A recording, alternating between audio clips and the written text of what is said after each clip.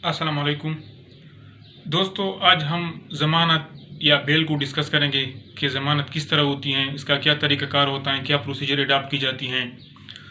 तो दोस्तों, जैसे कि आपको पता है कि जब कोई बंदा गिरफ़्तार होता है तो कुछ अरसे बाद उसको ज़मानत पर रिहाई मिल जाती है, उसकी ज़मानत हो जाती है।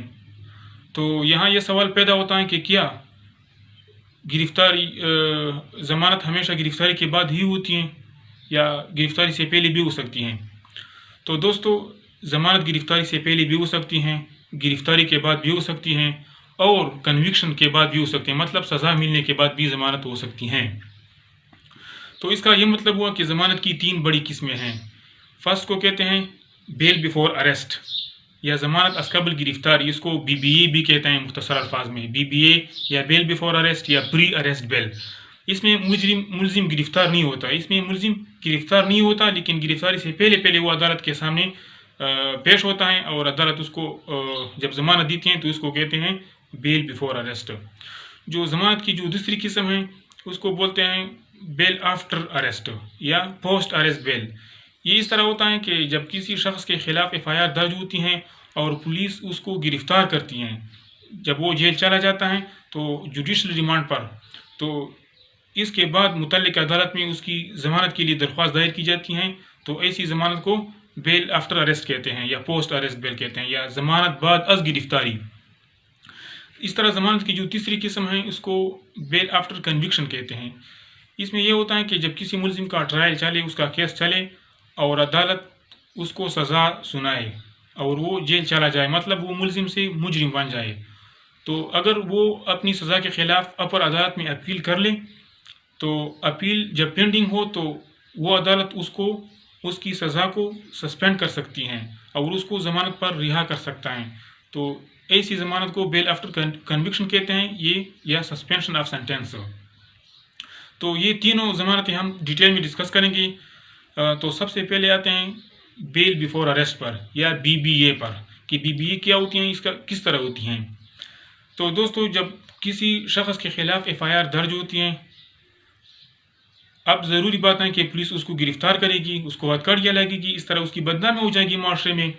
तो इससे बचने के लिए इस मुलज़िम को चाहिए, अगर वो समझते हैं कि मैं बेगुनाह हूँ, वो वकील के पास चला जाए।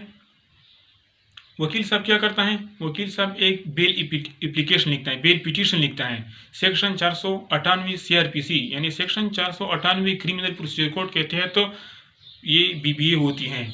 बीबीए किस तरह होती हैं, क्या तरीक़ाकार होता है। इसमें यह होता है कि वकील साहब सबसे पहले बेल पिटीशन लिखता है।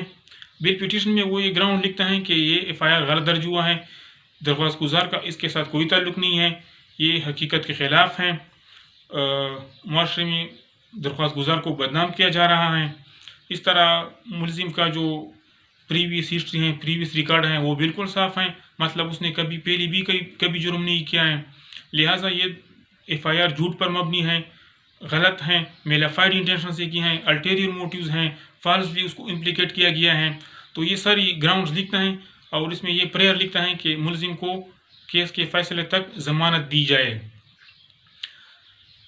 अब उस पिटीशन के साथ एफ़आईआर की कापी भी अटैच होती हैं और इसके बाद वकालतनामा, इसके एफिडेविट भी होते हैं इसके साथ। तो पहली तारीख़ पर अदालत मुलज़िम को जो ज़मानत देती हैं उसको एड इंटरिम बेल कहते हैं, एड इंटरिम बेल या अबूरी ज़मानत। अबूरी ज़मानत अमूमन 7 दिन के लिए, 10 दिन के लिए या 15 दिन के लिए दी जाती हैं। इसमें ये होता है कि पुलिस स्टेशन से रिकॉर्ड मंगवाया जाता है, नेक्स्ट तारीख़ पर पुलिस वाले अपना रिकॉर्ड लाते हैं, प्रोसिक्यूशन का वकील बहस करता है, मुलज़िम का वकील बहस करता है। जब दोनों वकला साहिबान की बहस हो जाती हैं, अब अगर अदालत सेटिस्फाइड हो जाए कि मुलज़िम वाक़ई बेगुनाह लग रहा है, इसका इस जुर्म से कोई ताल्लुक़ नहीं है या प्रोसिक्यूशन के पास कोई ठोस शवाहिद नहीं है, तो इस वजह से अदालत के पास इख्तियार है कि उसका बेल कन्फर्म कर ले। अब अगर उसका बेल कन्फर्म हो जाता है तो वो अब हर तारीख़ पर पेश होगा, जब तक उसका केस चलेगा वो हर तारीख़ पर पेश होने का पाबंद है, क्योंकि उसकी जो पेश होने की ज़िम्मेदारी हैं, गारंटियाँ हैं, वो 2 ज़मीनान ने ली होती हैं। अमूमन 2 ज़मीनान यहाँ पर उसकी गारंटी लेते हैं।